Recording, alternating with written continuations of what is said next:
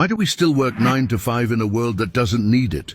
Imagine this. You wake up at 6 a.m., rush to get ready, sit in traffic for an hour, spend the next 8 hours at a desk, only to come home tired, eat, sleep, and repeat. Now pause. Who told us this is what life should look like? We didn't choose it, we inherited it. But very few ever stop to ask, where did this system come from?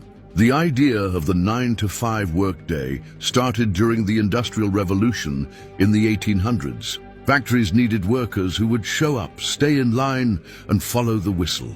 People were trained, not educated, conditioned, not inspired. Obedience became more important than creativity. And to manage the growing workforce, they created something new. Time clocks, uniform breaks, fixed shifts. Not for your well-being, but to maximize output. This system was passed down generation to generation. From factory to school, from office to corporation, even our schools were modeled to produce compliant workers, not free thinkers. Now think deeper. We live in a post-industrial world. We have AI, automation, remote tools, and more freedom than ever. Yet we still follow the same outdated rhythm. Why? Because the system benefits when you're busy, when you're tired, when you're distracted.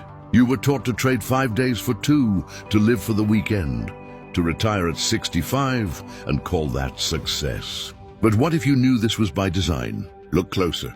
Studies show humans don't perform best in 8-hour blocks. We function in natural 90-minute ultradian cycles, meaning bursts of energy and rest throughout the day. But the system doesn't allow that. Because it was never about your rhythm, it was about profit. They gave it new names to disguise the trap. Grind culture. Boss up. Rise and grind. But slavery with a new label is still slavery. The chains just look different now. They don't bind your wrists, they bind your time. And if they own your time, they own your mind. Why do you think burnout is normalized? Why is rest a reward and not a right? Why do we feel guilty for slowing down? Because we were programmed to feel that way. And here's the deeper layer. The longer you stay in this rhythm, the harder it becomes to dream of anything else. You stop imagining, you stop questioning, you just survive. But survival is not living. So ask yourself, what would life look like if you designed your own schedule?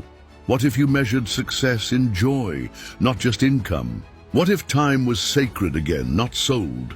Because here's the truth no one taught you in school. You are not a machine. You are not a cog. You are not here just to work, pay bills, and die. You're here to live, to explore, to create, to feel, to experience time, not just manage it. The 9 to 5 system wasn't created to set you free. It was built to keep you in line. But once you see the bars of the cage, you start finding the door. And that's when you realize the most revolutionary thing you can do is take back your time.